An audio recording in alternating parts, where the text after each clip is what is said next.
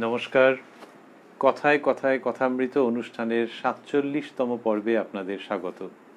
এই অনুষ্ঠানটি আপনারা দেখছেন শ্রী শ্রী রামকৃষ্ণ কথামৃতের উপরে আধারিত এই অনুষ্ঠান কথায় কথায় কথামৃত দেখছেন প্রাণারাম ইউটিউব চ্যানেলে, যেখানে সপ্তাহে ৬ দিন সোম থেকে শনিবার রাত্রি ৯টার সময় এই অনুষ্ঠানটি সম্প্রচারিত হচ্ছে, আর রবিবার দিন ওই রাত্রি ৯টায় এই চ্যানেলেই থাকছে শ্রীরামকৃষ্ণের একজন পার্ষদের পুণ্য প্রসঙ্গ। গত রবিবার আমরা একটি প্রসঙ্গ শুনেছি, সামনের রবিবার আবার আরেকটি। এই সমস্ত অনুষ্ঠান কথায় কথায় কথামৃত এবং শ্রীরামকৃষ্ণের পার্ষদ প্রসঙ্গ, এইগুলি প্রাণারাম ইউটিউব চ্যানেলে যারা দেখতে চাইবেন এবং অন্যান্য ভিডিওগুলিও যারা দেখতে চাইবেন তারা সাবস্ক্রাইব বাটনটি প্রেস করবেন। প্রাণারামের যে কোনো ভিডিও যখন চলছে তখন সাবস্ক্রাইব বাটনটি প্রেস করবেন এবং সাবস্ক্রাইব বাটনটি প্রেস করার পর পাশে যে বেলের ছবি বা বেল আইকন ফুটে ওঠে সেটাতে প্রেস করবেন, তাহলে যথাসময়ে নোটিফিকেশনগুলো পেতে সুবিধে হবে। এইসব কথার সঙ্গে সঙ্গে আমরা প্রবেশ করব কথামৃততে, প্রবেশ করব ২৮শে অক্টোবর ১৮৮২ প্রসঙ্গে, যেদিন শ্রীরামকৃষ্ণ সিঁথির বেনিপালের উদ্যানে শুভাগমন করেছিলেন এবং সেখানে ব্রাহ্ম সমাজের ষান্মাসিক মহোৎসব ছিল। এইসব কথা রয়েছে কথামৃতের মধ্যে। আমরা ছিলাম এমন একটি প্রসঙ্গে যেখানে শ্রীরামকৃষ্ণ ভক্তির সত্য রজতম কেমন হয় সেটি বলছিলেন। খুব ইন্টারেস্টিং এবং খুব রিমার্কেবল প্রসঙ্গ যে ভক্তির সত্য রজতম, এবং বলতে বলতে আমরা আগের দিন যেখানটাতে এসেছিলাম সেখানে ভক্তির তমগুণ সম্বন্ধে বলছিলেন এবং সেটিকে খুব করে মানুষের জন্যে রেকমেন্ড করছিলেন, ওই ভক্তির তমগুণ, যে এই রকম ভাব হলে ঈশ্বরের দিকে খুব দ্রুত এগোনো যায়। এই রকম প্রসঙ্গের মধ্যে তিনি ছিলেন। সেই জায়গাতেই আজকে প্রবেশ করব আমরা, সেইখানটিতে প্রবেশ করব শ্রী শ্রী রামকৃষ্ণ কথামৃতকে অবলম্বন করে, যার সূচনায় কথামৃতকার শ্রীযুক্ত মহেন্দ্রনাথ গুপ্ত বা শ্রীম উদ্ধৃত করেছেন সেই শ্লোকটি, তব কথামৃতম তপ্ত জীবনম কবিভিরীৃতম কলমশাপহম শ্রবণমঙ্গলং শ্রীমদাততম ভুবি গৃণন্তি ইয়ে ভূরিদা জনাঃ।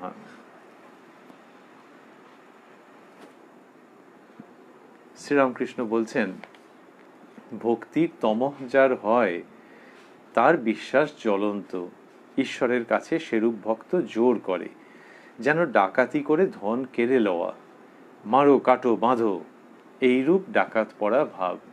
এইসব কথা বলছেন বেনি মাধব পালের বাগানবাড়িতে। আমরা শুনেছি মাস্টারমশাইয়ের অপূর্ব বর্ণনা মুখে যে কি চমৎকার পরিবেশ তৈরি হয়েছিল, এবং সেখানে মানুষজন তো বটেই, বৃক্ষ লতা গুল্ম তারাও যেন অধীর আগ্রহে অপেক্ষা করছিল শ্রীরামকৃষ্ণের আগমনের জন্যে।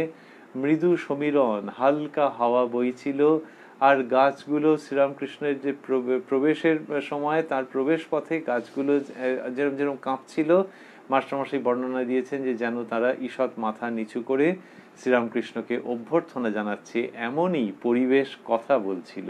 আর সেইখানেই গিয়ে শ্রীরামকৃষ্ণ কথা বলতে আরম্ভ করেছেন বা কথামৃত বিতরণ করছেন। সেইখানে তিনি বলছেন যে ভক্তির তম, এবং বললেন ভক্তির তম যার হয় তার বিশ্বাস জ্বলন্ত। আমরা আগের দিন এটি শুনছিলাম। বললেন ঈশ্বরের কাছে সেরূপ ভক্ত জোর করে, তার মানেই হচ্ছে যে তিনি জোর করতেই শেখাচ্ছেন ঈশ্বরের কাছে। বলেছেন অন্যত্র যে তিনি আপনার বাবা আপনার মা যেকালে সেকালে তাদের উপরে জোর করতে হয়, আর জোর করলে তারা তোমার যেটা প্রাপ্য সেটা ঠিক ফেলে দেবেন, সেটা ঠিক বুঝিয়ে দেবেন। ফেলে দেবেন মানে যখন ছেলে মায়ের কাছে হিস্সা চায় যে তার কতটা অংশ, এটা বুঝিয়ে দেওয়ার জন্য জোর করে, তখন মা বাপে মিলে পরামর্শ করে যে ওই তো পাবে, চলো তাড়াতাড়ি করে বুঝিয়ে দিই, তখন হিস্সে ফেলে দেয়। সেই রকমভাবে ভগবান তার স্বরূপ জানিয়ে দেবেন, সেই স্বরূপ তোমার কাছ থেকে লুকিয়ে রাখবেন না। যদি তুমি তার উপরে জোর করতে পারো সেইভাবে জোর করতে হয়। এবং কিরকম জোর বলছেন, যেন ডাকাতি করে ধন কেড়ে লওয়া, মারো কাটো বাঁধো। শ্রীরামকৃষ্ণ এইটি শেখাচ্ছেন। এইরকমভাবে এই প্রকাশভঙ্গি আমরা আগেও উল্লেখ করেছি, যেরকম কোথাও আমরা পাইনি, যেখানে ঠাকুর শ্রীরামকৃষ্ণ এরকম দেখাচ্ছেন যে ভক্তির সত্য যেমন ভালো, তেমনি ভক্তির এই তমগুণ এটি যেন কলিকালের মানুষের কাছে তিনি বিশেষভাবে আনছেন। যে কলিকালের মানুষ মানে তাদের হীনবল তারা তা নয়, কিন্তু তাদের যে টেম্পারামেন্ট, তাদের যে মাইন্ডসেট, তাদের যে বডি মাইন্ড কমপ্লেক্স, তাতে এই ব্যাপারটা যাবে ভালো, এবং সেখানে তিনি এইরকমভাবে দেখাচ্ছেন। এমনিতে কলিকালের মানুষের জন্য বলেছেন যে কলিকালের নারদীয় ভক্তিযোগ, কিন্তু নারদীয় ভক্তিযোগের মধ্যেও আমরা এই ভাবটি পাই না, যেটি কিনা শ্রীরামকৃষ্ণ আনছেন। সবই আছে বিভিন্ন জায়গায়, কিন্তু শ্রীরামকৃষ্ণ এই নারদীয় ভক্তিযোগ তাকে যেন এইরকম একটা মলাটের মধ্যে আনছেন যে ঈশ্বরের জন্য জোর করতে হবে। তার প্রতি যে ভক্তি, অব্যভিচারিণী ভক্তি, সেটা তো থাকতে হবে, কিন্তু ভক্তিটা যে পাবে তার জন্যে তার কাছে জোর করতে হবে। তিনি দিলে তবে তো আসে। তো সেই জোর করার কথা শ্রীরামকৃষ্ণ বলছেন। বলতে বলতে ওই যখন বললেন মারো কাটো বাঁধো, এটি বলতে বলতে তিনি চার্জড হয়ে গেছেন, গিয়ে গান গাইছেন। মাস্টারমশাই লিখছেন, ঠাকুর ঊর্ধ্ব দৃষ্টি। ঠাকুর ঊর্ধ্ব দৃষ্টি তাহার প্রেম রসাভিষিক্ত কণ্ঠে গাহিতেছেন। প্রেম রসাভিষিক্ত কণ্ঠ হচ্ছে প্রেম রসে অভিষিক্ত। তাহলে এই যে যিনি মারো কাঠো লোটো, মারো কাঠো বাঁধো, এইসব কথা যিনি বলেছেন, একবারে ডাকাত পড়া ভাব, তিনি কিন্তু আসলে যে ভাবটির কথা বলছেন, আফটার অল সেটি হচ্ছে খুব প্রেমের সঙ্গে সেই ভাবটিতে বলছেন। ওই যে বললেন যে ঈশ্বর আপনার বাপ, আপনার মা, এরকম যে বলেছেন, তার মানে প্রেমের সঙ্গে। সুতরাং সব তমগুণের ওই ভাবটা রয়েছে যে জোর করতে হবে, একটা দিনও যেন বৃথা না যায়, এইরকমভাবে তাদের উপর জোর করতে হবে। কিন্তু আলটিমেটলি পুরো প্রসঙ্গটি প্রেম রসাভিষিক্ত, যেটি শ্রীরামকৃষ্ণের কণ্ঠের মধ্যে দিয়ে অদ্ভুতভাবে উচ্চারিত হচ্ছে, বিকীর্ণ হচ্ছে। তো সে মাস্টারমশাই বললেন যে এই ঠাকুর ঊর্ধ্ব দৃষ্টি, মানে উপরের দিকে তাকিয়ে আছেন, তাহার প্রেম রসা, ঠাকুর ঊর্ধ্ব দৃষ্টি তাহার প্রেম রসাভিষিক্ত কণ্ঠে গাহিতেছেন। আবারও ভাবছি যে কোথায় গাইছেন, কি চমৎকার পরিবেশ, বেনি মাধব পালের সেই বাগান বাড়ি, এবং সেখানে সব বড় বড় সমস্ত বাড়ি, শ্রীরামকৃষ্ণ বসে রয়েছেন সেখানে, যে চাতালে ওখানে যে সিঁড়িগুলো, সেই সিঁড়িগুলো প্রশস্ত সিঁড়ি, সেখানে সব লোকজন বসে রয়েছেন, তারা উৎকর্ণ হয়ে বসে আছেন, উদ্গ্রীব হয়ে দেখছেন। সেই রকম একটা বেশ বড় স্প্যান পুরো ফ্রেমটার মধ্যে, সেইখানে শ্রীরামকৃষ্ণ বসে গান গাইছেন। ঊর্ধ্ব দৃষ্টি তাহার, শ্রীরাম ঠাকুর ঊর্ধ্ব দৃষ্টি তাহার প্রেম রসাভিষিক্ত কণ্ঠে গাহিতেছেন। গয়া গঙ্গা প্রভাসাদি কাশী কাঞ্চি কে বাঁচায়, কালী কালী কালী বলে অজপা যদি ফুরায়। এই গান, গয়া গঙ্গা প্রভাসাদি কাশী কাঞ্চি কে বাঁচায়, কালী কালী কালী বলে অজপা যদি ফুরায়। অজপা মানে ওই অজপা জপ, যে যখন কেউ জপ করছেন, করতে করতে জপ করছেন, মানে ঠাকুর বলতেন নাম নামী দুজনকেই ভাবতে হবে। তাহলে যখন কেউ নাম করছেন, তখন তার সঙ্গে সঙ্গে নামী, অর্থাৎ যার নাম, তার চিন্তা করা, তার লীলা চিন্তন করা, এইটি করতে হবে। এমনিতে তুমি যদি নাম করে যাও, নামেরই বিশাল ফল আছে। ঈশ্বরের নাম, ঈশ্বরের যে নাম, সেটা আরো 5টা লোকের নাম হতে পারে ওরকম, কিন্তু ডাজন্ট ম্যাটার। ভগবানের যে নাম, তার মধ্যে বিশেষত্ব আছে। সুতরাং কেউ যদি অজান্তেও নাম করে, ইয়ার কি মেরে এরকম নাম করেছে, তারও ফল আছে। আর যদি নামের সঙ্গে নামীকে অ্যাসোসিয়েট করে নাও, তাহলে তো অতুলনীয়।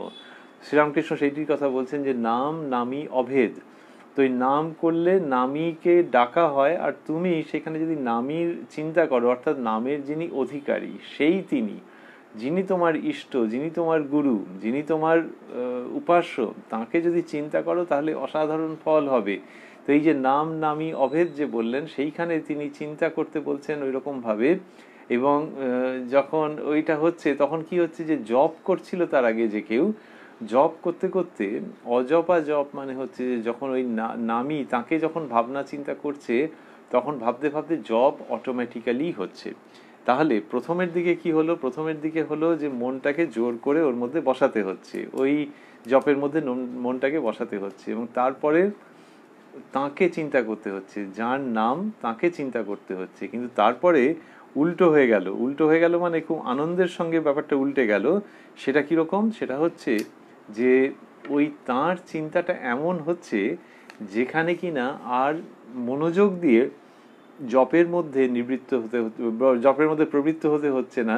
ওই তার কথা ভাবতে ভাবতে মনের মধ্যে অটোমেটিক্যালি জপ হচ্ছে, অজপা জপ হচ্ছে, তার কথা ভাবতে ভাবতে, তার চিন্তা করতে করতে। এটি মানুষের অনেক সময় অভিজ্ঞতা হয় যারা সাধনা করেন, যে যখন সেই ঈশ্বর বা ঈশ্বরীর পূর্ণ প্রসঙ্গ মনের মধ্যে উদিত হচ্ছে, তখন কি হচ্ছে, তখন তার নাম, যে নাম হয়তো তিনি গুরুর কাছে পেয়েছেন, যেভাবেই হোক, সেই নাম জপ ভেতরে আপনা আপনি শুরু হয়ে যায়, অজপা জপ। তখন আর কর গুনে বা মালা গুনে কোনো রকমভাবে ওটা কোনো মেকানিক্যাল ডিভাইসের মেকানিজমের মধ্যে দিয়ে তার সাহায্য নিয়ে আর ডাকতে হয় না, আপনা আপনি জপ হতে আরম্ভ করে। তো বলছেন যে গয়া গঙ্গা প্রভাসাদি কাশী কাঞ্চি কেবা চায়, কালী কালী কালী বলে আমার অজপা যদি ফুরায়। তার মানে ওই যে মা কালীর নাম উচ্চারণ করছেন সেইটা করে অজপা ফুরোচ্ছে। তার মানে ওই যে অজপা যেখানে কিনা আর আর জপ লাগছে না, অজপা মানে নামটি উচ্চারিত নাম সেই ভাবনার মধ্যে এসে গেছেন, তখন জপ আপনা আপনি হচ্ছে। করতে করতে সেই ভাবের মধ্যে তিনি এমন বিভোর হয়ে যাচ্ছেন যে আর জপ না হলেও অসুবিধে নেই। ভেতরে ভেতরে repetition of that Holi name সেটি যদি না হয় তাহলেও কোনো অসুবিধা নেই। এইটি শ্রীরামকৃষ্ণ শেখাচ্ছেন।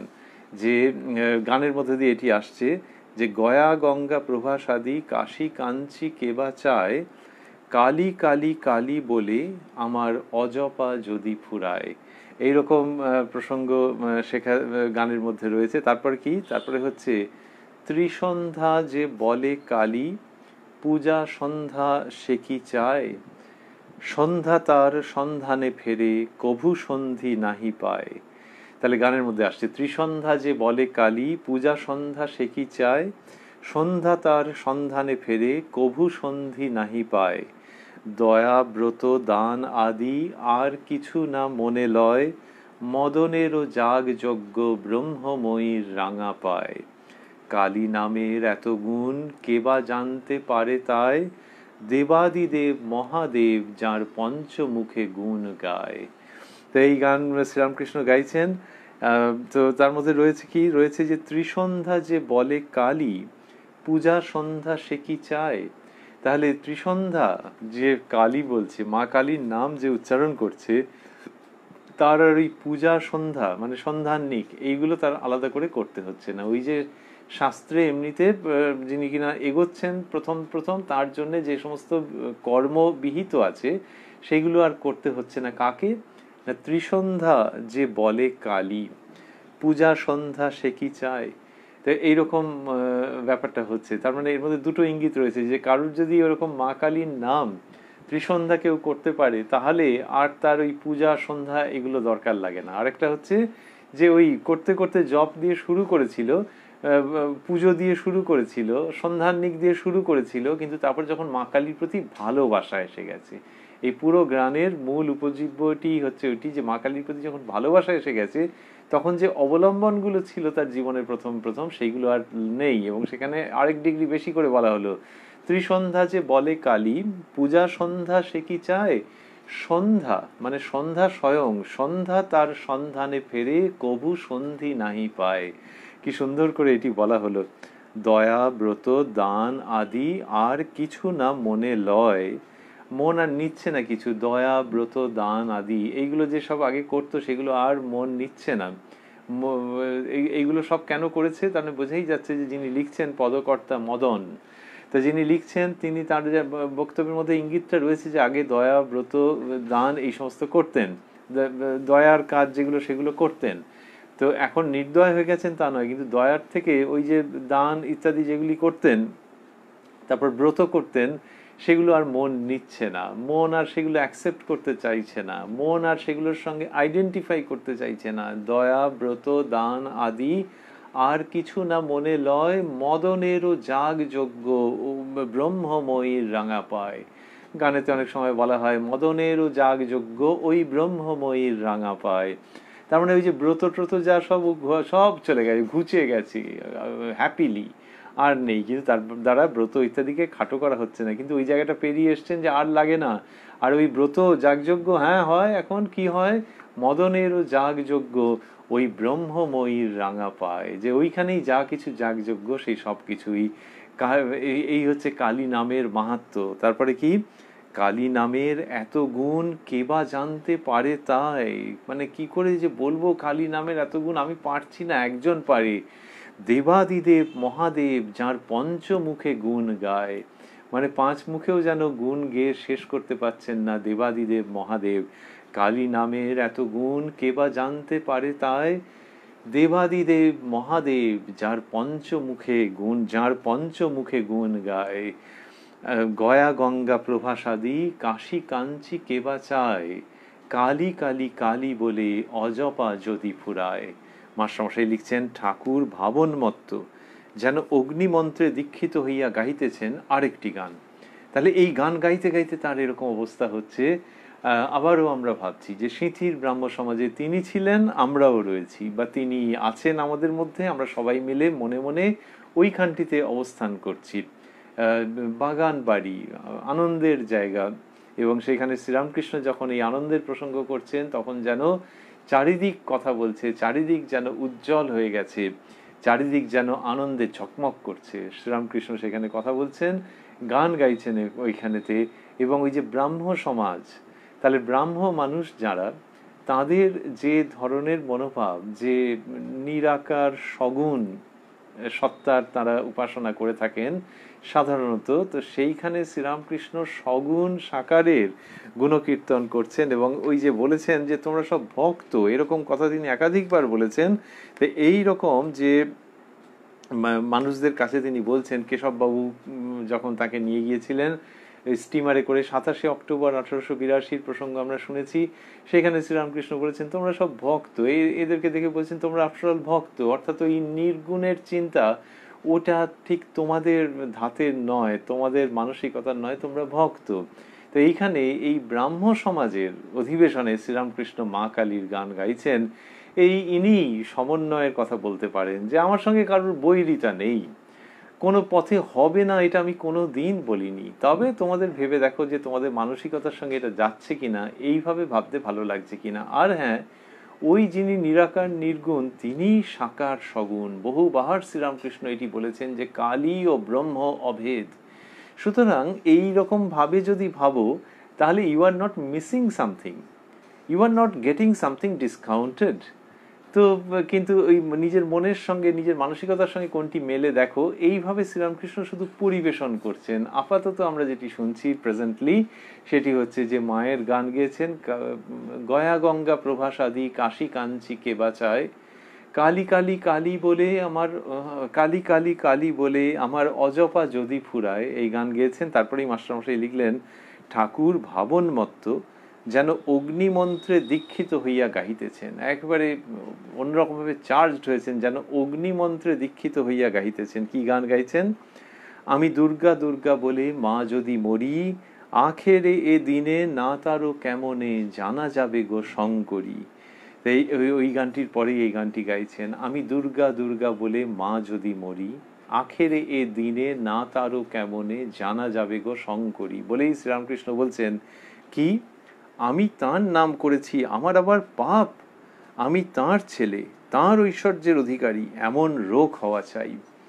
এই বলছেন এরকম রোগ হওয়া চাই। এটা কোথা থেকে এলো এই প্রসঙ্গটা এলো ওই যে ঈশ্বরের উপরে তমগুণ।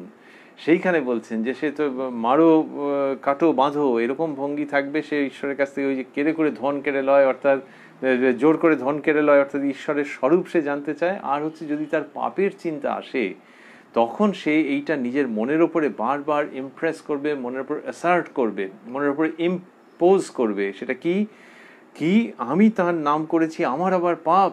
এই হচ্ছে ভক্তির তমগুণ, আমার আবার পাপ, যে আমি তার নাম করেছি। তার মানে কি যে এটা খুব হবে না আমার দ্বারা, আই ডু সোয়ার, আমি এই প্রতিজ্ঞা করছি, আমার এই মনোবল রাখছি যে তার নাম যখন করেছি আমার দ্বারা পাপ হবে কি করে। এইটা শ্রীরামকৃষ্ণ আনছেন very positive and powerful and assertive way of looking at things. যে এইভাবে করে করো, মনের মধ্যে এই জোর আনো যে তার নাম করেছো, তোমার দ্বারা পাপ কি করে হবে, অতীতে কি হয়েছে সেটা ভুলে গিয়ে start with a clean slate.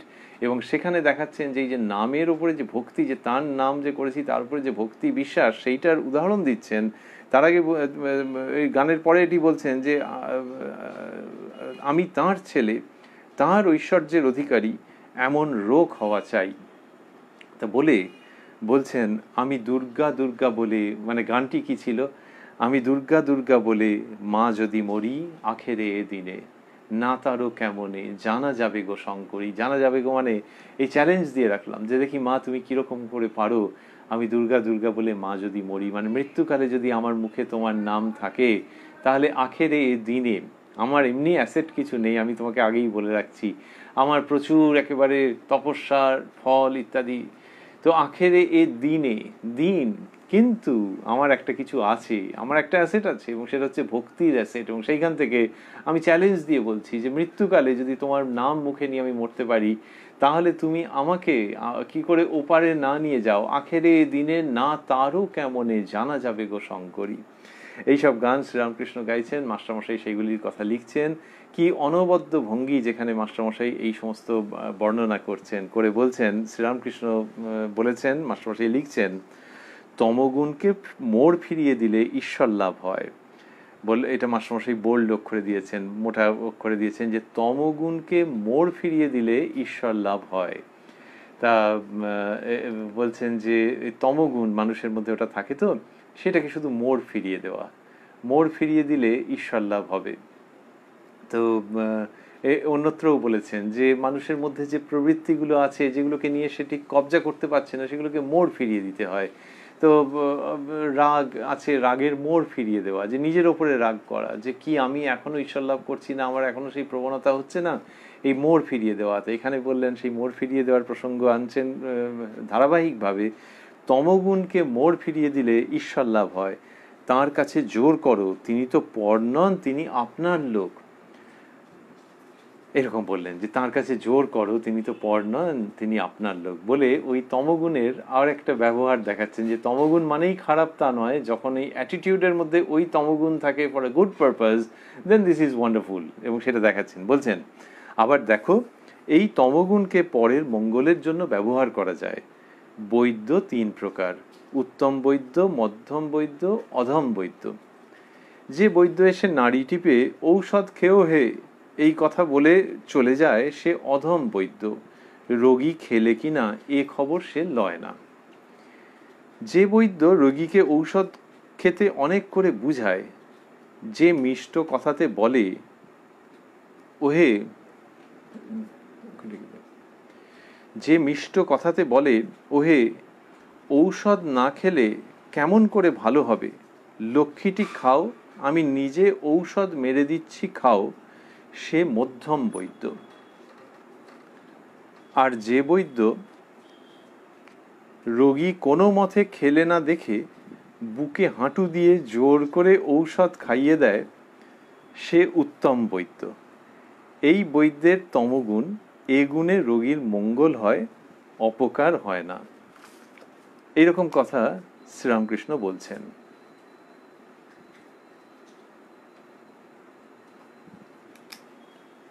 বলছেন যে তিন রকমের বৈদ্য আছে, কি সুন্দর করে বর্ণনা করছেন, যে অধম, মধ্যম এবং উত্তম।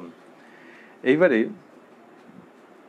বললেন যে অধম বৈদ্য কিরকম বলছে। অধম বৈদ্য বলছে যে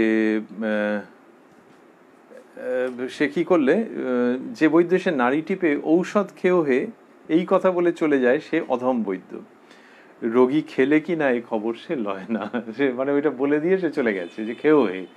এই বৈদ্য সম্পর্কে শ্রীরামকৃষ্ণের আপত্তি আছে, যে এটা কি সত্যি সত্যি যিনি ভালো চিকিৎসক তার দিক থেকে যদি ভাবা যায় যে এটা একটা ব্রত, তো তার রুগী ভালো হয়েছে কিনা, যদি কেউ হাসপাতালে নাম লেখায়, হাসপাতালে যদি অ্যাডমিশন নেয়, তাহলে তাকে আরোগ্য করে ফেরত দিতে হবে। রুগী নিজের ইচ্ছে মতো বেরিয়ে আসতে পারে না, সেখানে হসপিটালে একটা ডিউটি আছে, তো ডক্টরস ডিউটি বলে একটা কিছু আছে, সেখানে শ্রীরামকৃষ্ণ সেইটিকে আনছেন এবং সেটার জন্য একটা এক্সাম্পল সেট করছেন। এখনো পর্যন্ত ডক্টরস যে ওথ হয়, সেই ওথের মধ্যে এই ধরনের কথাবার্তা এখনো আসেনি, পরে হয়তো আসবে। ঠিক এই ভাবের কথাবার্তা এখনো পর্যন্ত পাওয়া যায় না, কিন্তু ভবিষ্যতে হয়তো সেরকম আসবে কালে কালে। তো শ্রীরামকৃষ্ণ আপত্তি ব্যক্ত করলেন যে যে কিনা অধম বৈদ্য, সে কি ভাবছে, সে ভাবছে যে ওইরকম ভাবে খেয়েও হে বলে চলে গেল, তা ওইটা ইটস নট ডান। তা বললেন ঔষধ খেয়েও হে এই কথা বলে চলে যায়। যে এরপর ভাষা কি সুন্দর ব্যবহার করছেন, যে বৈদ্য রোগীকে ঔষধ খেতে অনেক করে বুঝায়, যে মিষ্ট কথাতে বলে ওহে ঔষধ না খেলে কেমন করে ভালো হবে, যে মিষ্ট কথাতে বলে ওহে ঔষধ না খেলে কেমন করে ভালো হবে, লক্ষ্মীটি খাও, আমি নিজে ঔষধ মেরে দিচ্ছি খাও, সে মধ্যম বৈদ্য। বৈদ্যের ভাষা দেখাচ্ছেন যে ইনি আরো কম্প্যাশনেট। যে মিষ্ট কথাতে কি বলছে, ওহে ঔষধ না খেলে কেমন করে ভালো হবে, লক্ষ্মীটি খাও, আমি নিজে ঔষধ মেরে দিচ্ছি, খাও, সে মধ্যম বৈদ্য। কবিরাজি ওষুধ নানান রকমভাবে ওই ক্রুসিবলের মধ্যে ফেলে টেলে করতে হয়, আমি নিজে ঔষধ মেরে দিচ্ছি, খাও, সে এরকমভাবে বোঝাচ্ছে মধ্যম বৈদ্য। তার মানে এর একটা জেনুইন কনসার্ন আছে অনেকটা পর্যন্ত, এ পার্সু করছে যে রুগী যাতে ওটা খায়। আর তখনকার দিনে ওরকম ওষুধ, সেই ওষুধের অনেক সময় খেতে টেতে চাইতো না, সেরকম ব্যাপার ছিল। এখনকার দিনে যদি ভাবে ইঞ্জেকশন নিতে চাইছেন, এখন কাউকে যদি ইঞ্জেকশন লিখে দেওয়া হয়, তাহলে সেই ইঞ্জেকশনটা সে না নিয়েও পালিয়ে যেতে পারে। তা সেই রকম একটা অবস্থা। তো এমনি এখানে ওই ওষুধ তেঁতো ওষুধ টষুধ সে খাবে কি খাবে না, তা মধ্যম বৈদ্য ওরকমভাবে বোঝালেন। আর যে বৈদ্য রোগী কোনো মতে খেলে না দেখে বুকে হাঁটু দিয়ে, এইবার তমগুণের কথা আসছে, যে বলছেন যে বৈদ্য রোগী কোনো মতে খেলে না দেখে বুকে হাঁটু দিয়ে জোর করে ঔষধ খাইয়ে দেয়, সে উত্তম বৈদ্য। তার বলছেন বুকে হাঁটু দিয়ে জোর করে ঔষধ খাইয়ে দেয়, সে উত্তম বৈদ্য।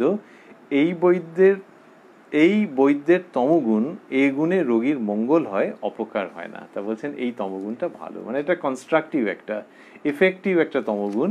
তাই এইটাতে এই গুণে রোগীর মঙ্গল হয়, অপকার হয় না। শ্রীরামকৃষ্ণের বাচনভঙ্গিও খুব সুন্দর। তাহলে কিসের মধ্যে আছেন তিনি? রয়েছেন এই প্রসঙ্গে যে তমগুণেরও ব্যবহার রয়েছে, তমগুণেরও সদর্থক দিক রয়েছে। এবং সেখানে মধ্যম বৈদ্যের মুখে যে কথাগুলি বললেন সেগুলি যেমন শুনতে ভালো লাগছে, তেমনি এখানে যেটা ভিজুয়াল ইম্প্যাক্ট আছে, একটা ধাক্কার মতো আছে, সেটাও খুব চমৎকার। সেটা কিরকম বলছেন, যে বৈদ্য রোগী কোনো মতে খেলে না দেখে বুকে হাঁটু দিয়ে জোর করে ঔষধ খাইয়ে দেয়। তো সে দৃশ্য ভাবতেও সাংঘাতিক, যে রুগী আবার উড়ে বাবা গো মরে গেলাম গো করছে, আর সে বুকে হাঁটু দিয়ে খাওয়াচ্ছে, কিন্তু সে জানে যে এটা খাওয়ালে তবে উপকার হবে, সে হচ্ছে উত্তম বৈদ্য। This is wonderful description. Sri Ramakrishna সেটি আনছেন টু ক্ল্যারিফাই দ্য পয়েন্ট, যে তমগুণী যে আছে বা তমগুণ যেটি রয়েছে তারও ব্যবহার রয়েছে, এবং সেটি সেরকমভাবে ভক্তকে সেটা বুঝে নিতে হবে। এইবার এই যে বৈদ্যর মধ্যে যে সত্য রজতম এইসব নানান রকমের সব রয়েছে, বৈদ্যের মধ্যে উত্তম মধ্যম অধম এরকম যে রয়েছেন, অধম মধ্যম উত্তম, সেইটি শ্রীরামকৃষ্ণ দেখাচ্ছেন যে আচার্যের মধ্যে রয়েছে। বলছেন বৈদ্যের মতো আচার্য 3 প্রকার। তাহলে তার আগে ওই তমগুণের প্রসঙ্গটা কি করে এলো? তমগুণ এলো যে ভক্তির তমগুণ থাকতে হবে। এইবারে তিনি সেইখানে বৈদ্যের মধ্যে বলেছেন যে বৈদ্যের তমগুণ, এবং সেটা কার মধ্যে আছে? উত্তম বৈদ্য। So that is the contrast, যে উত্তম বৈদ্য তার মধ্যে তমগুণ। তাহলে এটা এমনি মানুষ তমগুণী হলে খারাপ, তাকে রজের মধ্য দিয়ে সত্যগুণী হতে হবে, কিন্তু বৈদ্যের তমগুণ শ্রীরামকৃষ্ণ এই জায়গাটাকে আনছেন। তেমনি ভক্তের তমগুণ, তাহলে যে বৈদ্যের তমগুণ আছে ওই রকম, যে রুগীর ওপরে জোর করে, তাকেই বলছেন উত্তম আচার্য বা উত্তম বৈদ্য। এইবারে আচার্য বা টিচারের প্রসঙ্গে এসছেন। কি সুন্দর logical movement, logical passage from one context to another. Sri Ramakrishna সেটা করছেন, বলছেন বৈদ্যের মতো আচার্য 3 প্রকার। ধর্মোপদেশ দিয়ে শিষ্যদের আর কোনো খবর লয় না, সে আচার্য অধম। যিনি শিষ্যদের মঙ্গলের জন্য তাদের বরাবর বুঝান, যাতে তারা উপদেশগুলি ধারণা করতে পারে, অনেক অনুনয় বিনয় করেন, ভালোবাসা দেখান, তিনি মধ্যম থাকেন আচার্য। আর যখন শিষ্যরা কোনো মতে শুনছে না দেখে কোনো আচার্য জোর পর্যন্ত করেন, তাঁরে বলি উত্তম আচার্য। যে যিনি জোর পর্যন্ত করছেন, এইটা শ্রীরামকৃষ্ণ বলছেন যে এইরকম সব রয়েছেন। এবং যিনি কি হলো, যে ধর্মোপদেশ দিয়ে শিষ্যদের আর কোনো খবর যিনি লন না, তিনি অধম আচার্য। যিনি মঙ্গলের জন্য, শিষ্যদের মঙ্গলের জন্য বরাবর বুঝান, যাতে তারা উপদেশগুলি ধারণা করতে পারেন। ওই যে বৈদ্যের ক্ষেত্রে বলেছেন, বৈদ্যের ক্ষেত্রে যে লক্ষ্মীটি খাও, সেরকম যিনি অনেক অনুনয় বিনয় করেন, ভালোবাসা দেখান, তিনি মধ্যম থাকেন আচার্য। আর যখন শিষ্যরা কোনো মতে শুনছে না দেখে কোনো আচার্য জোর পর্যন্ত করেন, তাঁরে বলি উত্তম আচার্য। Here we have in Sri Ramakrishna উত্তম আচার্য। তিনি কোথায় জোর করলেন? তিনি কোথায় বুকে হাঁটু দিলেন? তাঁর জোর করাটা অন্যরকম। শ্রীরামকৃষ্ণের মধ্যে যে লোকশিক্ষক, লোকগুরু শ্রীরামকৃষ্ণ, তার কথা ভাবছি যখন আমরা গুরু পূর্ণিমা আসছে তার আগে ভাবছি যে ইনি তো ওইটি করছেন, তো জোর করছেন। কিরকমভাবে জোর করছেন? এই যে তার কথাগুলি, তার অমৃতরূপ কথা, সেগুলিকে রেখে গেছেন মানুষের কল্যাণের জন্য। তাহলে জোর করা মানে সবসময় যে তাকে গায়ে হাত দিয়ে ঝাঁকাতে হবে তা নয়, কিন্তু তার একটা আগ্রাসী ইচ্ছা।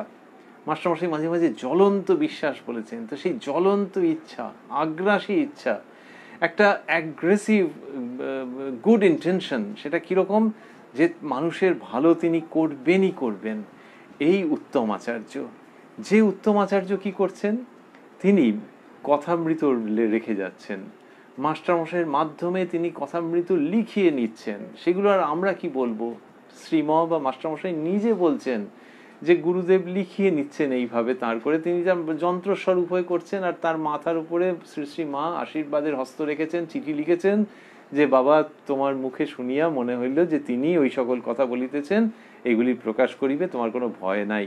এই রকম ভাবে যে শ্রীরামকৃষ্ণ কথামৃতর মাধ্যমে যে প্রচার করছেন, তার বাণী প্রচার করছেন, মানে ভবিষ্যৎ মানবতার জন্য সেই অমৃত বর্ষণ করছেন, ইনি উত্তম আচার্য। আর কি, আর হচ্ছে যে তিনি কুঠিবাড়ির উপরে উঠতেন, সেটা কোন সময়, যখন কিনা তার কাছে ত্যাগী ছেলেরা সব যেতে আরম্ভ করেনি। সেই সময় তিনি কুঠিবাড়ির ওপরে এক এক সময় উঠতেন দিনান্তে, উঠে কলকাতার দিকে, মানে মেন গেটের দিকে আর কি, পূব দিকে মেন গেটের দিকে তাকিয়ে, ওইখান দিয়ে তো সব আসবে, সেই দিকে তাকিয়ে তিনি বলতেন যে বিষয়ী লোকেদের সঙ্গে কথা বলে তার গলা জ্বলে গেছে।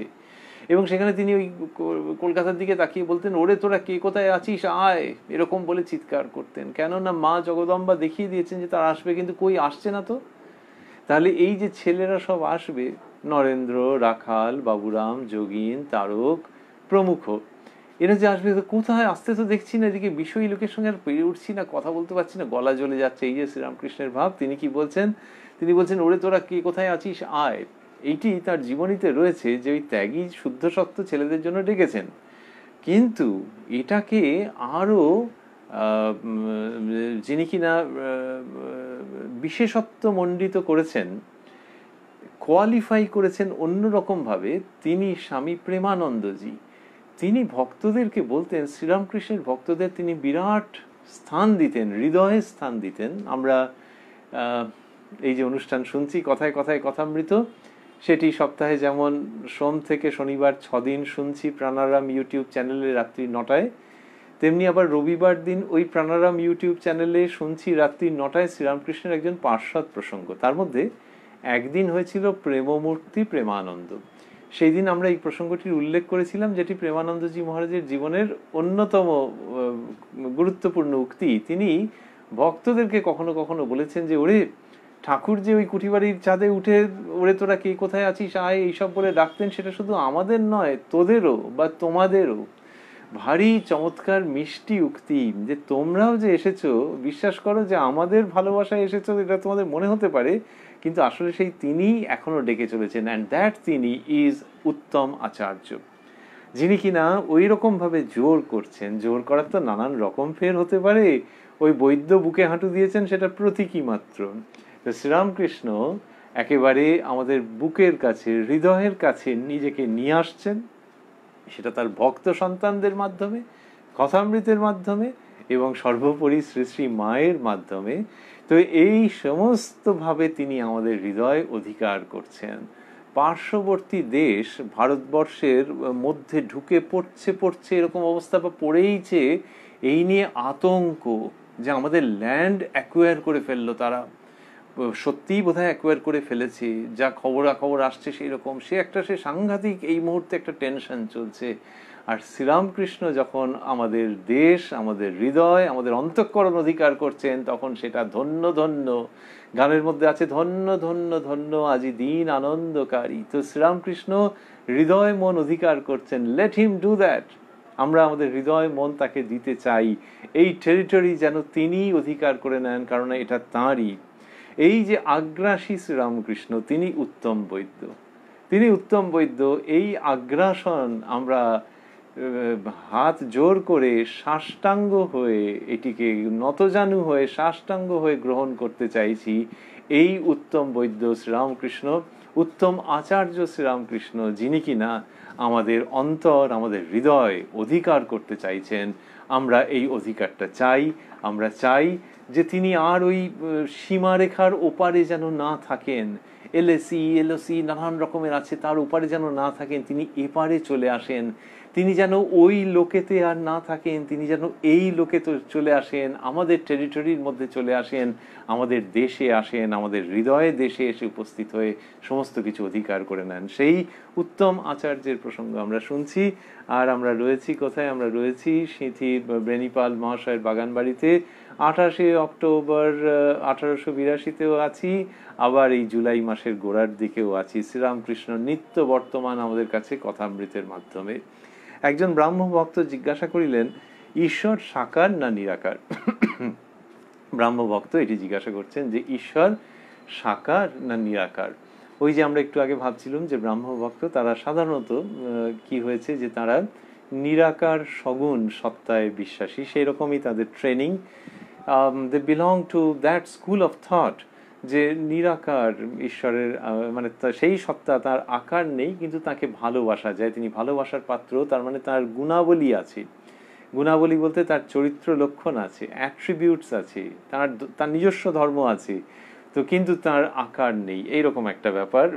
আকার নেই কিন্তু গুণ আছে, নিরাকার সগুণ। সাধারণত এই পথে তারা উপাসনা করেছেন, ভেবেছেন। তো একজন ব্রাহ্মভক্ত জিজ্ঞাসা করিলেন, ঈশ্বর সাকার না নিরাকার? শ্রীরামকৃষ্ণের উত্তরের প্রথম বাক্যটি একেবারে চমৎকার। তিনি বলছেন যে তাঁর ইতি করা যায় না।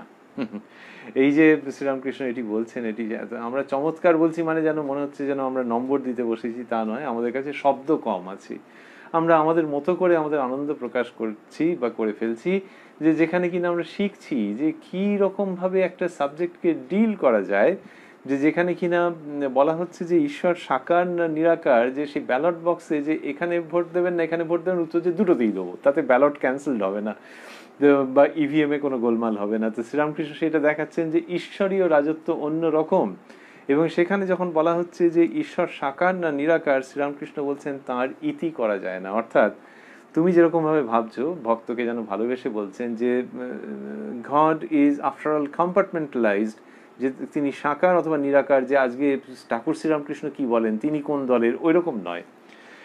ওইরকম নয় যে এইটে অর্থাৎ আমি যা বলছি একটা বলছি, কিন্তু জানবে যে সবটা শেষ কথা বলা যায় না। ঈশ্বরচন্দ্র বিদ্যাসাগর মশাইয়ের বাড়িতে বলেছিলেন 5ই অগস্ট 1882, তিনি বলেছিলেন যে ব্রহ্ম উচ্ছিষ্ট হন নাই, সব জিনিস উচ্ছিষ্ট হয়ে গেছে, কিন্তু ব্রহ্ম যে কি সেটি মুখে বলা যায় না, সেই জন্য ব্রহ্ম উচ্ছিষ্ট হন নাই। সেই শ্রীরামকৃষ্ণ বলছেন তার ইতি করা যায় না বলে কি সুন্দরভাবে ব্যাপারটিকে সংক্ষেপে বোঝাবেন।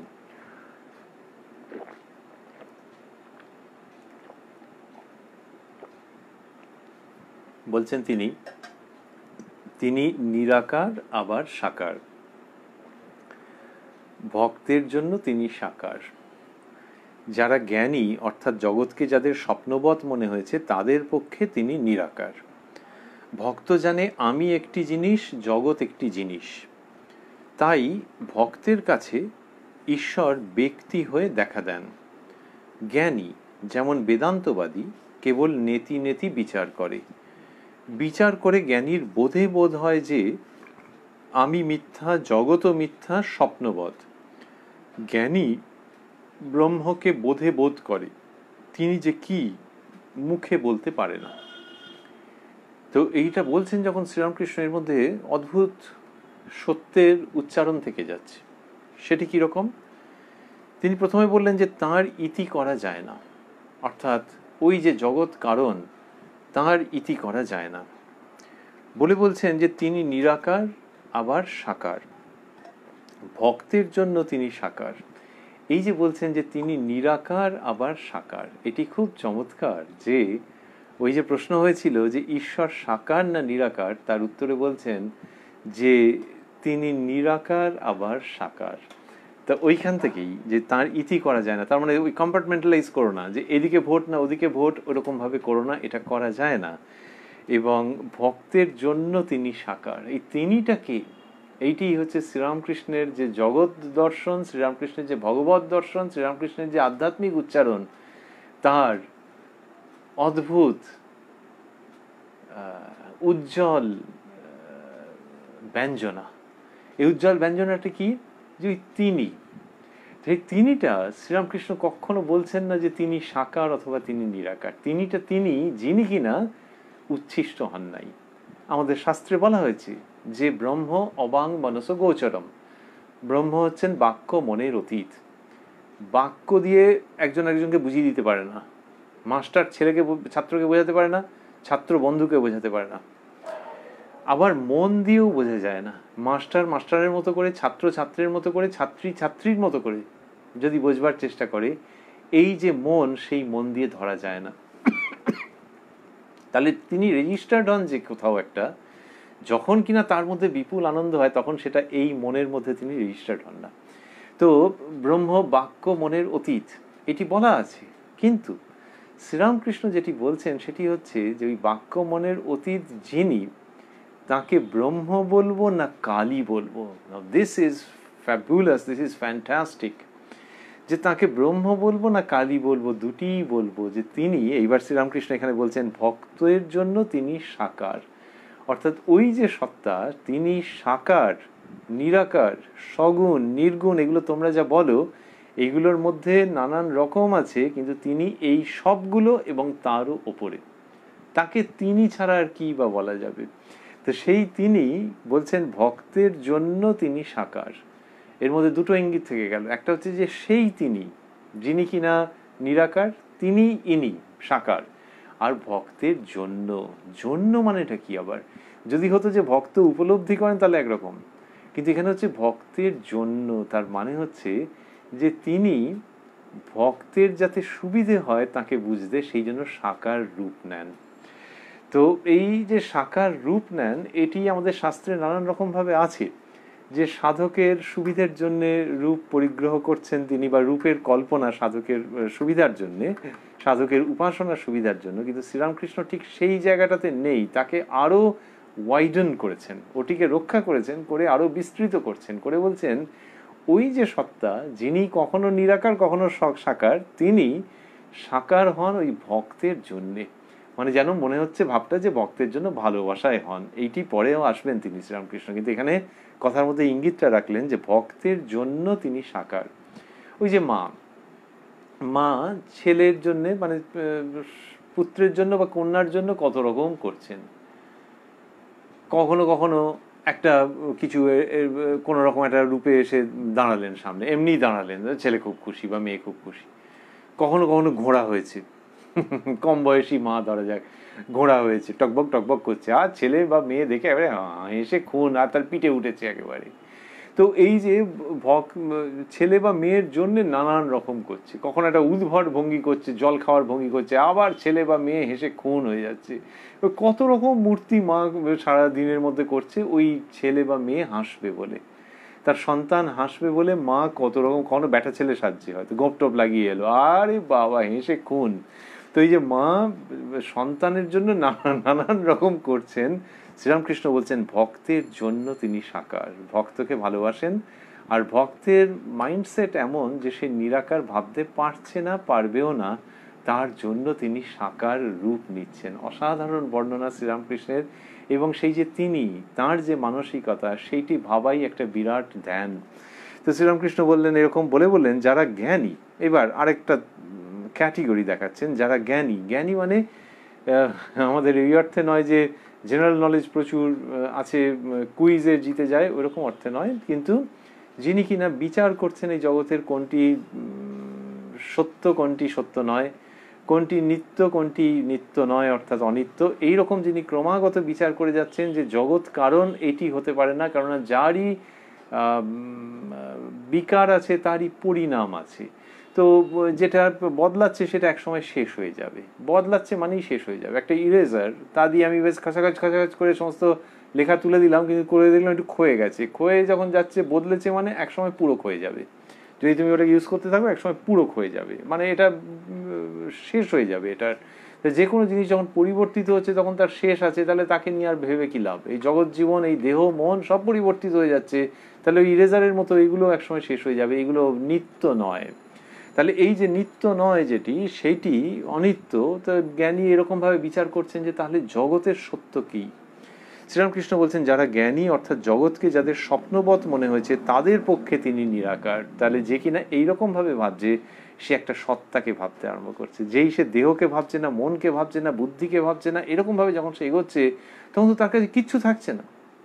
And he or she is right, যে হ্যাঁ দেহ বিকারশীল, বেকারের কথা ভেবে লাভ নেই, মন বিকারশীল, মনটা কি আর আসলে সত্যি পদার্থ নাকি, তো একে ভেবে লাভ নেই। তখন এরকম যখন করছে, এইরকম ভাবে যে এগোচ্ছে যে না এটা নয় এটা নয় এটা নয় করে যখন সে পথ করে নিতে চাইছে ওইখানে পৌঁছানোর জন্য, তখন যিনি কিনা ওইখানে আছেন সেই তিনি তখন নিরাকার রূপে তার কাছে আবির্ভূত হন, নিরাকার রূপে তার কাছে প্রতিভাত হন। শ্রীরামকৃষ্ণ কিরম ভাসিয়ে দিলেন জায়গাটিকে, বললেন যারা জ্ঞানী অর্থাৎ জগৎকে যাদের স্বপ্নবৎ মনে হয়েছে তাদের পক্ষে তিনি নিরাকার, তার মানে তাদেরকেও তিনি যেন ভালোবাসছেন।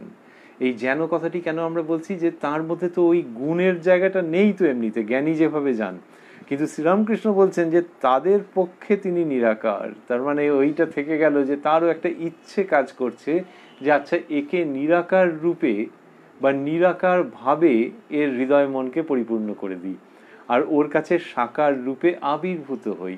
তাহলে সেই যিনি ভাবছেন তিনি কে? তিনি বাক্য মনের অতীত। তো বলছেন যে যারা জ্ঞানী অর্থাৎ জগৎকে যাদের স্বপ্নবৎ মনে হয়েছে তাদের পক্ষে তিনি নিরাকার। ভক্ত জানে, এবার ভক্তের কথায় আবার এলেন, ভক্ত জানে আমি একটি জিনিস, জগৎ একটি জিনিস, তাই ভক্তের কাছে ঈশ্বর ব্যক্তি হয়ে দেখা দেন। জ্ঞানী যেমন বেদান্তবাদী, কথামৃতের মধ্যে যেখানেই আমরা বেদান্তবাদী পাচ্ছি প্রায় সব জায়গাতেই এটি অদ্বৈত বেদান্তকে বোঝানো হচ্ছে, আমাদের এর বাইরে আর কিছু নজরে পড়েনি। বেদান্তবাদী মানেই অদ্বৈত বেদান্তবাদী, এটি শ্রীরামকৃষ্ণ বলছেন। তা বলছেন যে জ্ঞানী যেমন বেদান্তবাদী কেবল নেতি নেতি বিচার করে, ন ইতি ন ইতি, এটি নয় এটি নয় বিচার করে। বিচার করে জ্ঞানীর বোধে বোধ হয় যে আমি মিথ্যা, জগৎও মিথ্যা, স্বপ্নবৎ, জগৎটাকে স্বপ্নের মতো মনে হচ্ছে।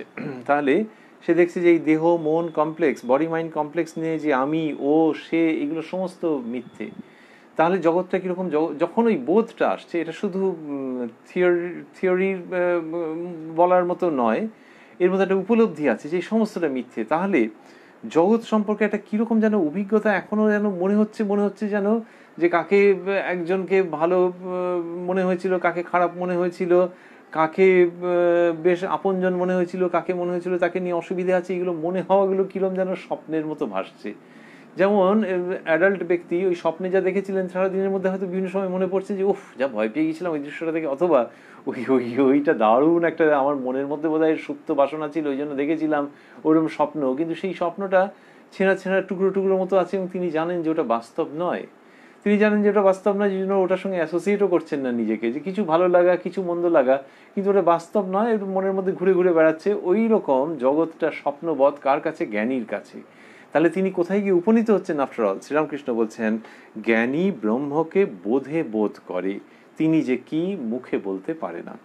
এইরকম ভক্ত এবং জ্ঞানীর স্বভাব তিনি যেটি বোঝাচ্ছেন, তার মাধ্যমেই আমরা শিখছি এই প্রসঙ্গগুলি, তার মাধ্যমেই আমরা এই প্রসঙ্গগুলিতে উত্তীর্ণ হচ্ছি, উদ্বোধিত হচ্ছি। বলতে বলতে শ্রীরামকৃষ্ণ বলছেন একটি অসামান্য উপমা দিচ্ছেন। বলছেন কি রকম জানো? বলছেন কি রকম জানো?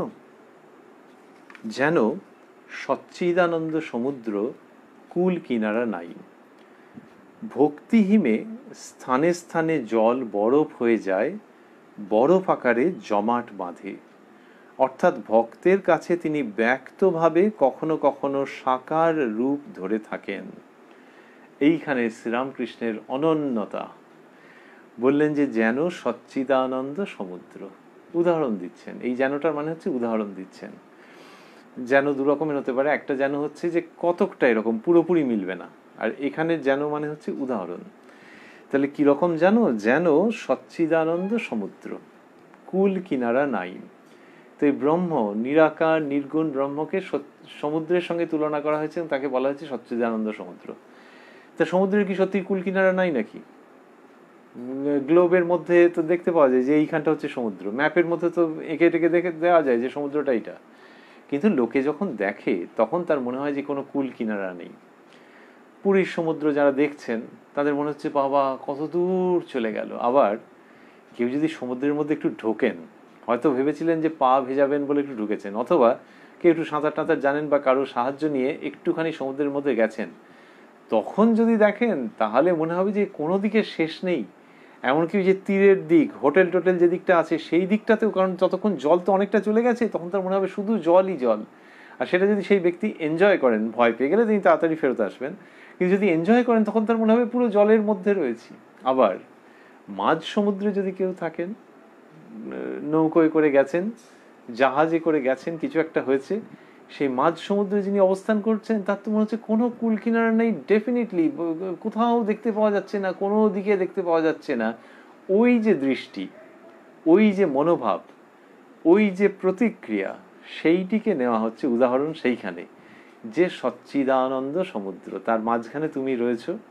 সুতরাং তুমি যখন রয়েছো তখন সেই সচ্চিদানন্দ, তিনি তো জগৎ ব্যাপারের মধ্যে পরিব্যাপ্ত হয়ে রয়েছেন, তার মধ্যেই তুমি, আমি, সকলে।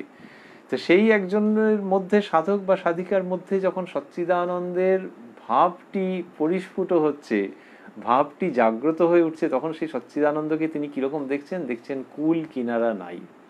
শ্রীরামকৃষ্ণ সেইটিতে আনছেন, যেটি প্রচলিত উদাহরণ বললেন, কিন্তু তারপরে শ্রীরামকৃষ্ণ নিজস্ব ভঙ্গিতে পরিবেশন করছেন আরো কিছু। তা বলছেন যে যেন সচ্চিদানন্দ সমুদ্র, কুল কিনারা নাই। এইবার বলছেন ভক্তি হিমে স্থানে স্থানে জল বরফ হয়ে যায়। ভক্তি হিমে, এইটি তাঁর নিজস্ব কয়েনেজ, নিজস্ব উদ্ভাবন, এই সমাসবদ্ধ পদ।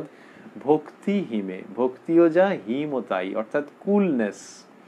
এই ভক্তির একটা কুলনেস আছে, যেটা কি করে, ওই যে সমুদ্র রয়েছে না, ওই কুল কিনারা নাই, অনন্ত অসীম, এসব বললেই কিরকম অঙ্কের মতো কিরকম অ্যাবস্ট্রাক্ট শোনায়। ভক্তির কুলনেস বলে অনেক হয়েছে, এবার হাত জোর করে বলে যে তুমি আমার জন্যে একটা রূপ পরিগ্রহ করো, নাহলে আমি তোমাকে ঠিক ডাকতে পারছি না। You are unfathomable. আমি তোমার কোনো কুল কিনারা পাচ্ছি না, গভীরতা বুঝতে পারছি না, বিশাল, সব দিকেই যেন অনন্ত মনে হচ্ছে। আমি যে তোমাকে একটা রূপে ডাকবো, তার জন্য তুমি একটা রূপ পরিগ্রহ করো, আমি একটা রূপ ছাড়া তোমাকে ডাকতে পারছি না। ভক্তিহীন। এইটি যখন খুব তীব্র, তখন সেই জল ফ্রিজ করে যাচ্ছে। অসাধারণ উদাহরণ, যে এমনিতে লোকে জানে যে 0 ডিগ্রিতে জল ফ্রিজ করে, এবং সত্যি সত্যি সমুদ্রের মধ্যে ফ্রিজ করে, যেখানে বিলো জিরো টেম্পারেচার নেমে যাচ্ছে সেখানে জল ফ্রিজ করছে। ফ্রিজ করে অল্প অল্প তুলোর মতো কিছু বরফ হতে পারে, আরও যখন টেম্পারেচার কমে টমে যাচ্ছে তখন বরফের একটা, ওই আইসবার্গ যাকে বলা হচ্ছে, বরফের একটা রূপ তৈরি হচ্ছে, বরফের একটা চাঁই তৈরি হচ্ছে। কোনো কোনো জায়গায় কত ভিডিওতে দেখতে পাওয়া যায়, কত চ্যানেলে দেখতে পাওয়া যায় যে বরফের চাঁই, আইসবার্গ। এবং কোনো কোনো জায়গায় একটা মূর্তির মতো, যেন মনে হচ্ছে একটা রাজা দাঁড়িয়ে আছে, ওমা একটা, তার যেন একটা তরোয়ালও রয়েছে মনে হচ্ছে, সব মজার মজার দৃশ্য এরকম দেখতে পাওয়া যাচ্ছে। এটা ওটা কি সারাক্ষণ থাকবে? তা থাকবে না, কিন্তু talk about the formation of the iceberg, যে ওইখানে যখন কিনা খুব ঠান্ডা হয়ে গেল তখন ওই রূপ নিল। তেমনি ভক্তিহীন, যে কিনা সচ্চিদানন্দ সাগরকে অ্যালাউ করছে না, যে আমি তোমাকে ভালোবাসি কিন্তু তোমার এই অনন্ত অসীম ওগুলো অ্যালাউ করবো না, জাস্ট আমি চাইছি, আমি আবদার করছি, আমি জোর করছি, আমি নিষ্ঠার সঙ্গে, ব্যাকুলতার সঙ্গে তোমার কাছে সাবমিট করছি যে তুমি প্লিজ একটা রূপ নাও। This is ভক্তিহীন। এই ভক্তিহীমে শ্রীরামকৃষ্ণ বলছেন, ভক্তিহীমে স্থানে স্থানে জল বরফ হয়ে যায়। কি অসাধারণ বললেন, যে সেই যে রূপ পরিগ্রহ করে সেইটিই হচ্ছে তোমার দেবদেবীর রূপ। কলকাতায় কারো কোনো রূপে পুজো হচ্ছে, সুন্দরবনে অন্য কোনো রূপে পুজো হচ্ছে, উগান্ডায় অন্য কোনো রূপে পুজো হচ্ছে, অস্ট্রেলিয়ায় অন্য কোনো রূপে পুজো হচ্ছে। কোথাও তিনি একজন ফর্সা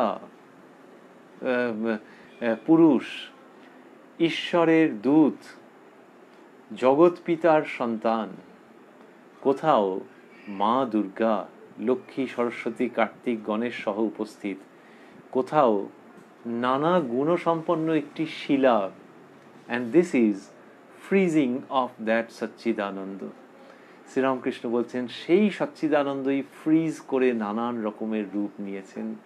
ওই শিলা, ওই পুরুষ দেবতা, মেষপালকের ঘরে হয়তো তার জন্ম, আবার এই ঘরের মা, যিনি কৈলাস থেকে মাত্র কটা দিনের জন্য এসছেন, নবমীর রাত্রিরে আর চোখের জল ধরে রাখা যায় না যার জন্যে। এই যে নানান রকমের রূপ, নানান রকমের দেব দেবী, নানান রকমের সাকার বিগ্রহ, এগুলি কি? এরা হচ্ছেন ওই সচ্চিদানন্দ সাগর সেইখানে স্থানে স্থানে জমাট বেঁধেছেন। কার জন্য জমাট বাঁধলো? জমাট বাঁধলো সেই মনি ঋষিদের থেকে আরম্ভ করে আজকের দিনের একটা ভক্তিমান বা ভক্তিমতী ছেলে বা মেয়ে পর্যন্ত সমস্ত ভক্তদের সম্মিলিত প্রার্থনায় ভক্তি হিমে ওই সচ্চিদানন্দ সাগর রূপ পরিগ্রহ করছেন। শ্রীরামকৃষ্ণ এই জায়গাতে এনে দিলেন, এনে দিয়ে বলছেন যে ভক্তিহিমে স্থানে স্থানে জল বরফ হয়ে যায়, বরফ আকারে জমাট বাঁধে। অর্থাৎ ভক্তের কাছে তিনি ব্যক্তভাবে কখনো কখনো সাকার রূপ ধরে থাকেন। আবারও ভাবছি তিনি, দিস ইজ সো সুইট, তিনি কখনো সাকার রূপ ধরে থাকেন। এই একেবারে মায়ের মতো একটা জায়গায় উচ্চারণ। আমরা ওই যে বলছিলাম মা নানান রকমের রূপ নিতে পারেন, আবার মা নানান রকমের খাওয়াতে পারেন, যে আচ্ছা আজকে একটুখানি সেদ্ধ করে খাওয়াই, পেস্ট করে খাওয়াচ্ছেন, আবার কখনো কখনো শক্ত জিনিস খেতে দিচ্ছেন, নানান রকমের দিচ্ছেন, যার যেরকম পেটে সয় মা সেরকম দিচ্ছেন নানান রকম, সেই রকম যার যেরকম মানসিকতায় যায় সেই রকম রূপে তিনি আবির্ভূত হচ্ছেন, এবং তার মধ্যে নিরাকার ইজ ইনক্লুডেড। তা বলছেন যে অর্থাৎ ভক্তের কাছে তিনি ব্যক্তভাবে কখনো কখনো সাকার রূপ ধরে থাকেন। জ্ঞান সূর্য উঠলে সে বরফ গলে যায়। বললেন যে জ্ঞান সূর্য উঠলে সে বরফ গলে যায়, তখন আর ঈশ্বরকে ব্যক্তি বলে বোধ হয় না। জ্ঞান সূর্য উঠলে সে বরফটি গলে যাচ্ছে, তখন আর ঈশ্বরকে ব্যক্তি বলে বোধ হয় না। এই যে জ্ঞান সূর্য উঠছে, কি চমৎকার, অসাধারণ! আমাদের শব্দ আমরা পাচ্ছি না। শ্রীরামকৃষ্ণের তুলনা তিনি নিজেই। তো বললেন যে জ্ঞান সূর্যের যখন উদয় হচ্ছে, তার মানে ওই মহাসমুদ্র, তার মধ্যে এক একটা জায়গায় হয়ে গেছে, ঠান্ডায় জল জমে গেছে। কখন ঠান্ডা হয়েছে? ম্যাক্সিমাম ঠান্ডা হয়েছে রাত্রে, হয়তো 2টোর সময়, হয়তো 3টের সময়। এমনিতেই শীতকালে লোকে টেম্পারেচার দেখে, হয়তো দেখলো ভোর 5টায় কি 5:30টার সময় সবচেয়ে টেম্পারেচার ড্রপ করে গেছে। এক এক জায়গায় এক এক রকম হয়। সমুদ্রের মাঝখানে কটার সময় হয়েছে কি জানি, কিন্তু সেই সময় বিলো ফ্রিজিং পয়েন্ট এত বেশি চলে গেছে যে সেখানে ওইরকম আইস তৈরি হয়ে গেছে, আইসবার্গ তৈরি হয়েছে। এইবার কি হচ্ছে, যখন সূর্য উঠছে, যদি মেঘাচ্ছন্ন থাকে তাহলে হবে না, কিন্তু যখন সূর্য উঠবে তখন কি হবে, ওইটা আস্তে আস্তে গলতে আরম্ভ করবে। তাহলে ওই যে মূর্তি তৈরি হওয়া, সাকার রূপ তৈরি হওয়া, সেটি যেমন মহা আনন্দের, তেমনি তার গলে যাওয়াটিও আদরণীয়, বন্দনা করবার মতো, স্তুতি করবার মতো। কেন? শ্রীরামকৃষ্ণ শেখাচ্ছেন জ্ঞান সূর্য উঠলে সে বরফ গলে যায়, তখন আর ঈশ্বরকে ব্যক্তি বলে মনে হয় না। অন্যত্র বলেছেন ওই সচ্চিদানন্দ সাগরেই লীন হয়ে যায়। সেটি আন্ডারস্টুড যে তখন আর ব্যক্তি বলে বোধ হয় না। অর্থাৎ ওই সচ্চিদানন্দ সাগরের মধ্যে বললেন জ্ঞান সূর্য উঠলে সে বরফ গলে যায়, তখন আর ঈশ্বরকে ব্যক্তি বলে বোধ হয় না, তাঁর রূপ ও দর্শন হয় না। এই যে তার রূপটা তখন দেখা যাচ্ছে না, গলে যাচ্ছে, that also is an occasion to celebrate. এবং সেটা কখন হচ্ছে? যখন জ্ঞান সূর্যের উদয় হচ্ছে। তাহলে যখন কারোর মনের মধ্যে ওই জ্ঞানের উদয় হচ্ছে, যখন তিনি ভাবছেন যে এই মূর্তিও তো সত্য নয়, কেননা তাকে পুরুষ বা নারী কি বা বলবো সেরকম ভাবেও বলতে পারছি না, যখন এই রকম মনে হচ্ছে, তাহলে যদি ভক্তের মনেও এই ভাবটা আসে, ইঙ্গিত হচ্ছে সেইখানে ভক্তের মনেও যদি এই জ্ঞানের ভাবটা যখন চলে আসবে, তখন কি হবে, যে ওই মূর্তি আস্তে আস্তে মেল্ট করে যাবে। কিন্তু শ্রীরামকৃষ্ণের বিশেষত্ব হচ্ছে যে এই যে মূর্তি মেল্ট করে সচ্চিদানন্দ সাগরেই মিশে যাবে, এইটাই আলটিমেট কিনা সেরকম ভাবে তিনি বলেননি। ওই সাকার রূপ নিয়ে যদি কেউ সন্তুষ্ট থাকে, সেইটিকেই তিনি, সে যদি পুজো অর্চা উপাসনা করতে থাকে, তাহলে সে কিন্তু একই জায়গায় পৌঁছবে যেখানে জ্ঞানীও পৌঁছয়। এটা বহুবার বলেছেন। অনন্ত মত, অনন্ত পথ, so different paths are leading to the same গোল।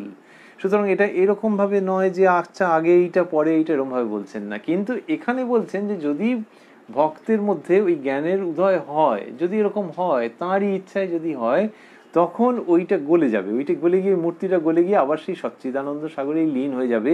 অর্থাৎ তখন তিনি বুঝতে পারবেন এই যে মূর্তি, যাকে আরাধনা করেছিলেন, যাকে ভক্তিহিমে জমিয়ে দিয়েছিলেন, দিয়ে তাকে উপাসনা করেছেন, চোখ দিয়ে ভক্তিতে জল বেরিয়েছে, আনন্দ করেছেন, গান করেছেন, নৃত্য করেছেন, যাকে নিয়ে তিনি সেই সচ্চিদানন্দেরই অংশভূত, সেই তারই মধ্যে, সেই সচ্চিদানন্দের মধ্যেই তিনি লীন হয়ে যাচ্ছেন। এইটা সেই ভক্ত বলতে পারবেন। হয়তো সেরকম সময় ওরকম গান গীত হয়, আমি কালী ব্রহ্ম জেনে মর্ম ধর্মাধর্ম সব ছেড়েছি। অর্থাৎ তোমাদের ওই ট্র্যাডিশনাল যে ধর্মের ভাগ, এই চ্যাপ্টারটা সাকার, এই চ্যাপ্টারটা নিরাকার, ওইগুলো আমি সব ছেড়ে দিয়েছি। আমার আর এখন ওইটাতে মন যাচ্ছে না, ওটার থেকে আমি বেরিয়ে এসেছি, পেরিয়েও এসেছি বটে। আমি কালী ব্রহ্ম জেনে মর্ম ধর্মাধর্ম সব ছেড়েছি। শ্রীরামকৃষ্ণের খুব প্রিয় সঙ্গীত। সেই সঙ্গীতের মধ্যে যে ভাবটি আছে, শ্রীরামকৃষ্ণ তার বাণীর মধ্যে, তার জীবনের মধ্যে, তার চর্যার মধ্যে সেটিকে বিরাট ম্যাগনিফাইড রূপে নিয়ে চলে আসছেন। এবং ওখানে বললেন যে যখন ওইরকম বরফ গলে যাচ্ছে, তখন কি বললেন, যে জ্ঞান সূর্য উঠলে সে বরফ গলে যায়, তখন আর ঈশ্বরকে ব্যক্তি বলে বোধ হয় না, তার রূপ ও দর্শন হয় না। তাই এই যে সাকার এবং নিরাকার যে আসলে একই সত্তা, সেটি দেখাচ্ছেন। একই ব্যক্তি, ওই সাকার এবং সেখান থেকে নিরাকার, সেইখানে তার মুভমেন্ট হতে পারে। আবার কেউ সাকার রূপ নিয়েও ধন্য ধন্য হয়ে থাকতে পারেন, আবার কেউ নিরাকার রূপেতেও মগ্ন হয়ে থাকতে পারেন। কোনো অসুবিধা নেই, যতক্ষণ পর্যন্ত সেই ব্যক্তি নিজের মত পথে নিষ্ঠা নিয়ে থাকবেন, যার ব্যাকুলতা থাকবে, তখন তিনি ঠিক জায়গাতে পৌঁছে যাবেনই যাবেন। এর থেকে বেশি কম্পার্টমেন্টালাইজ, ক্যাটেগরাইজ করতে যেও না যে এটা এই, এটা এই। শ্রীরামকৃষ্ণ বলছেন, ওই ভক্তের উত্তরে বলেছিলেন যে তার ইতি করা যায় না। ভক্তের প্রশ্নের উত্তরে যখন ভক্ত প্রশ্ন করেছিলেন ঈশ্বর সাকার না নিরাকার, শ্রীরামকৃষ্ণ বলেছিলেন তার ইতি করা যায় না। তো সেই জায়গাটিতে আমরা রয়েছি, এবং এটি বলতে বলতেই আমরা শেষ করব আজকে। আমরা রয়েছি কথায় কথায় কথামৃত অনুষ্ঠানে, যেটি আপনারা দেখছেন প্রাণারাম ইউটিউব চ্যানেলে সপ্তাহে 6 দিন, সোম থেকে শনিবার রাত্রি 9টার সময়, এবং এই প্রাণারাম ইউটিউব চ্যানেলেই রবিবার রাত্রি 10টার সময়, রাত্রি 9টার সময় আপনারা দেখছেন শ্রীরামকৃষ্ণ একজন পার্ষদের প্রসঙ্গ। আমরা সাধারণত 9টা থেকে 10টার মধ্যেই শেষ করবার চেষ্টা করি। আজকেও হয়তো একটু বেশি হয়ে যেতে পারে, কিন্তু এর কাছাকাছি আমরা রাখার চেষ্টা করি। তো এইরকমভাবে এটি হতে থাকে। তো আপনারা সেটি শুনছেন। গত রবিবারে ছিল গোলাপ মায়ের প্রসঙ্গ, গোলাপ মা ও শোকহারী শ্রীরামকৃষ্ণ। সামনের রবিবারে সদ্গুরু স্বামী ব্রহ্মানন্দ, এই শিরোনামে গুরু পূর্ণিমায় আমাদের স্মরণ মনন। আমরা এই অনুষ্ঠানগুলির মধ্যে রয়েছি। আপাতত কথামৃতের মধ্যে বর্তমানে আমরা যে রয়েছি, আমরা রয়েছি উদ্বোধন কার্যালয়ের প্রকাশিত যে কথামৃত, তার 99 পৃষ্ঠায়। অন্যান্য প্রকাশনার কথামৃততেও খুঁজে পাওয়া যাবে। 28 অক্টোবর 1882 শ্রীরামকৃষ্ণ শ্রীরামকৃষ্ণ বেনিপালের উদ্যান বাটিতে যেদিন উপস্থিত হয়েছেন সেই দিনকার প্রসঙ্গ। আর শেষের দিকে ভাবছি যে তিনি বললেন, জ্ঞান সূর্য উঠলে সে বরফ গলে যায়, তখন আর ঈশ্বরকে ব্যক্তি বলে বোধ হয় না, তার রূপ ও দর্শন হয় না। কি তিনি মুখে বলা যায় না, ওই যে কি তিনি মুখে বলা যায় না। কে বলবে, যিনি বলবেন তিনিই নাই, তার আমি আর খুঁজে পান না। এটা ওই জ্ঞানীর স্বরূপ দেখাচ্ছেন, যে যখন সচ্চিদানন্দ সাগরের মধ্যে লীন হয়ে গেছেন, তখন আর তাকে খুঁজে পাওয়া যাচ্ছে না। সেই জ্ঞানী আর তখন তিনি বলতে পারেন না। ওই যে বললেন, কি তিনি মুখে বলা যায় না, কে বলবে, যিনি বলবেন তিনিই নাই, তার আমি আর খুঁজে পান না। এই যে যিনি বলবেন তিনিই নাই, এই বাক্যটি, আচ্ছা এটা কিরকম যেন আমরা আগে শিখেছিলাম যে সদর্থক বাক্য না নেতিবাচক বাক্য? না না, হ্যাঁ, এটা তো সেই রকমই বাক্য। না না, যে যিনি বলবেন তিনিই নাই, অর্থাৎ যিনি বলবেন তিনি তো আর মুখে ওটি উচ্চারণ করতে পারছেন না ব্রহ্মের স্বরূপ। কিন্তু আমাদের ভাবতে ভালো লাগছে যে যিনি বলবেন তিনিই নাই, এই নেতিবাচক বাক্যের মধ্যে আমরা বেশিক্ষণ থাকবো না। কেননা আমাদের কাছে যিনি বলবেন, শ্রীরামকৃষ্ণ বললেন যিনি বলবেন, আমাদের কাছে হচ্ছে যিনি বলবেন তিনি আছেন, তিনি শ্রীরামকৃষ্ণ রূপে আছেন। কেন না ওই ভক্ত যিনি, জ্ঞানী যিনি, তিনি একরকম, আর এখানে তো কথা বলছেন ভগবান স্বয়ং, যিনি সমস্তটা নিয়ে রয়েছেন, সমস্তটা যার অধীন। সুতরাং আমাদের ভাবতে ভালো লাগছে যে এমনি ভক্ত, এমনি জ্ঞানী, তাদের যে সীমাটায় সেখানে যখন পৌঁছচ্ছেন, তখন সেই সত্যবস্তু কি সেটি বলতে পারছেন না। শ্রীরামকৃষ্ণ বলছেন যিনি বলবেন তিনি নাই, মানে তার আমিত্বটা ডিজলভ করে গেছে, সেই অর্থে তিনি নাই। কিন্তু এখানে যিনি বলবেন তিনি আছেন, আছেন, আছেন। তিনি রামকৃষ্ণ পরমহংস রূপে রয়েছেন, তিনি মা সারদা রূপে রয়েছেন, তিনি স্বামী বিবেকানন্দ রূপে রয়েছেন। এবং ওই যে আমরা বলছিলাম যে বিভিন্ন টিভি চ্যানেলে বা অন্যত্র ভিডিওতে লোকে দেখে থাকেন আইসবার্গ, তার নানান রকমের মূর্তি। আজকে এই 2020 সালে এই বিজ্ঞান ঘেঁষা উদাহরণ শুনতে শুনতে, ভাবতে ভাবতে আমাদের মনে হচ্ছে যে যুগ যুগান্ত ধরে কত মুনি ঋষি হয়তো আমাদের কত পূর্বপুরুষ ভগবানের জন্যে, ভগবতীর জন্যে নানানভাবে উপাসনা করেছেন এবং সেই সম্মিলিত উপাসনার ফলে সচ্চিদানন্দ সাগরে ওই ভক্তিহিমে 3টি অপরূপ রূপ নির্মিত হয়েছে। সেই 3টি হচ্ছেন শ্রীরামকৃষ্ণ, মা শারদা ও স্বামী বিবেকানন্দ। 3 জন 3 রকম, একজন পুরুষ দেহে, আরেকজন নারী দেহে, আর আরেকজন এদের সন্তান, তিনি পুরুষ দেহে কিন্তু ভেতরে নারীর হৃদয়, মায়ের হৃদয়। তো এই 3 রকম যে এসেছেন, এই 3 রকম। আবার শ্রীরামকৃষ্ণের মধ্যেও মাতৃভাব, এই অদ্ভুত ক্রিয়েশন। কিন্তু ওই সচ্চিদানন্দ সাগরের মধ্যে 3টি অপরূপ ক্রিয়েশন, 3টি অপরূপ সৃজন। শ্রীমদ্ ভগবদ গীতায় বলা হচ্ছে যে যখন যখনই অধর্ম বাড়ে, এলোমেলো হয়ে যায়, তখন যারা এলোমেলো করে দেয় তাদের বিনাশের জন্য এবং ভালো লোকগুলিকে রক্ষা করার জন্য তদাত্মানম সৃজাম্যহম, তখন আমি নিজেকে সৃজন করি। এই সৃজন শব্দটির মধ্যে যে মাধুর্য রয়েছে, তাকে শ্রীরামকৃষ্ণ যেন আরো একটু বাড়িয়ে নিয়ে এসে বললেন যে ওই ভক্তিহিমে স্থানে স্থানে বরফ হয়ে যাচ্ছে।